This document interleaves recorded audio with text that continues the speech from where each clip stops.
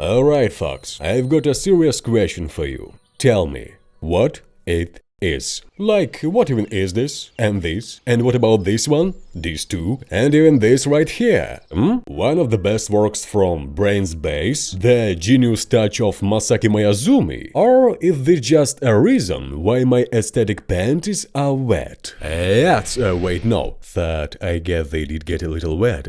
So, all of the above. Anime clips are feeding us again. Instead of shaking a kilometer-long list of obviously good titles that are piling up like childhood injuries after either. You see again in anime clips not burdened with intelligence, and your inner monkey thinks it's a brilliant idea to spend 5 hours for the one fucking moment just to say, haha, this is it. How much longer can this go on? I'm an adult. I don't have time for this anymore. What? A drunk MILF wants to teach a pubescent schoolboy something?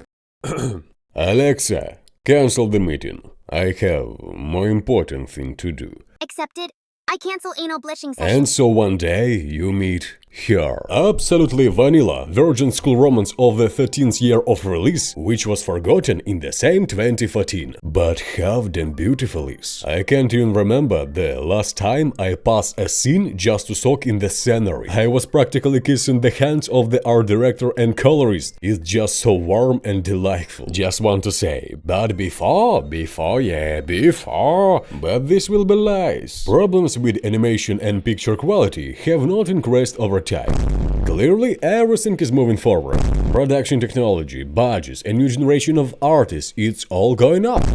Except from production timelines and the cost of labor for poor animators. But today we have Quadrober Sakuga, which puts Meliodas into depression. What are we talking about? It's more about the fact that when you present an anime from 10 years ago, you plan to see a serious progress, and some vanilla rom-com gives a head start to most everything that has come out from the next decade. What the hell is going on? I would like to draw a parallel with the video game industry, which during the same time made a technological hyperleap, but cut a technical and narrative bumper in the face. But it doesn't matter. Unlike games, animation is still largely crafted by hand, and the graphics serve more as glue and post-production. Or a bun. I know CGI objects, mom. It's pain in my eye socket. Luckily people didn't eat it, and now the animators are busting their ass to fit it organically. So, from an artist's perspective, not much has actually changed in the last 30 years. I'll tell you more, most of the industry's veterans still work on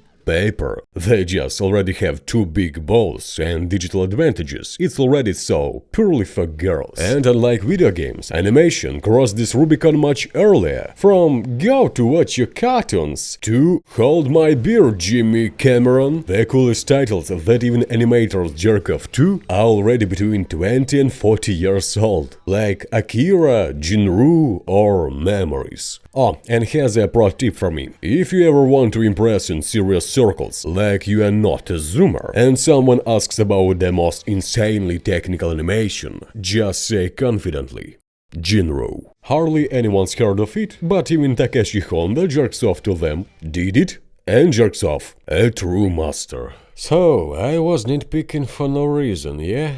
Well, yeah, I guess so, but it was genuine. I was honestly blown away by how beautiful a simple rom-com from the 2010th could be. These days, that kind of innocent actually feels refreshing. I mean, come on, only one can Tinder for best girl? How is that even a thing? I've already leveled up to 100th caliber, dude. What kind of kids level is this? Well, since I called the video the most beautiful anime of 2014, it will be nice to say a few words about the title itself and back up the claim. It's all classic stuff. Transferring to high school, moving, dorm, crazy neighbors, and an innocent flower amidst this den of chaos and debauchery. Of course, shy otaku, but there's still more balls than protagonists, and a juicy MILF on the manager, of course. Not here, no. Oh, this one, yeah. Hold me back. And the main character is very loved by his parents. He just had to mention and suitcase train station Alabama yapta. Arrivederci. But he just needs to clear himself for cringe of mid-school and find the pussy. As you can see, she comes complete with the crazy neighbors. But the pussy is already occupied. She fucks Dostoevsky in original. While you are at 15 ready to fuck the bedside table, she only needs Machiavelli. But waiting is not an option. She will ripen, find a furry beer barrel, and you'll only bunny will continue to polish your carrot. So, be creative, young man. But don't forget about your neighbors. Although she will become part of the madhouse, but in pursuit of pussy, it's a stupid chase, son. This is how the mythical school life of another asshole who is luckier than you begins. To be honest, describing vanilla is like retell the multiplication tables. 5 times 5, 25. But 7 times 8, a sudden plot twist, a third act death. Well, nah. And that's not why we're watching things like this. Even my old berserker soul sometimes starts to crack, and vanilla ice cream rushes in to patch it up. If it doesn't help, anime boobs go into battle, and then there's no mercy for the enemy. But an equally works wonderful, warm, innocent story that places both the eyes and the inner child who simply wanted to be happy. Would it be better if amidst all this beauty some anime boob sparkle too? Absolutely! And it would be even better if the main character grooved balls. But I'd be lying if I said it's not about the picture. What I still watching if it weren't there? Yes, but that's not the show's strength. It's my weakness. And the lawyers have already suspected something. He's clearly not telling the whole story. Says picture and picture. Well, yep, there's a moment. I didn't say anything about animation here. And beautiful doesn't mean technologically. Neon, the play of lights, rich warm tones. It's the minimax of the art world, kids. Maximum emotions, minimum effort. But the lighting here is indeed good, and that's not easy feat. However, where they clearly found time and budgets was on the animation. It's not terrible, no. You just start to notice how time is saved with the help of anime sketches in gray short and the quality of animated objects relative to back. Everything to be amazed by an incredible backdrop or landscape. Does this devalue it? No. It's still a feast for the eyes. It's just a bit of cheating, but the setting certainly allows for it. And it's obvious that even back in 2014, it wasn't the most technically advanced or highest quality. How did I figure that out? I just checked everything that came out in 2014.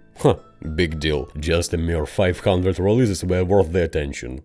No sweet. I could have just said Fate Stay Night and Diverges, but no. Breakblade, Space Dandy, Lupin, Parasite, Ghoul, JoJo, and they're just the first page. There's a ton more. But that's not about that now. Measuring dicks is fun and funny. But all this let me one simple, sad, and not plot thought.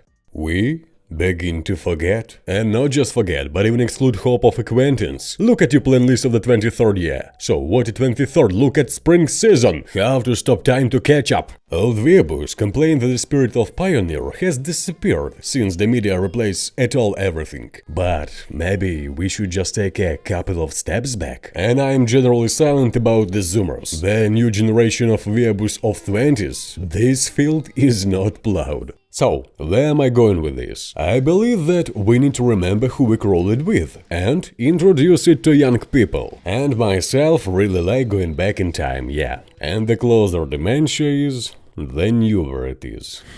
So, I propose to launch nostalgically educational review of anime season of bygone years. What was missed? What was forgotten? What has already become a classic and how influenced the present? Personally, I find this very interesting. And to my holy head, it just like the first time. And the Kawai Complex guide to Manors and Hostel Behavior? Thanks very much for the idea. Yeah, that's exactly what it's called. Is it the most beautiful anime of 2014? No, of course no. Ping-pong beasting. And who really cares who has the biggest sword when plenty some have impressive ones? And satisfaction metrics are personal anyway. Besides, it's obvious that the biggest is mine.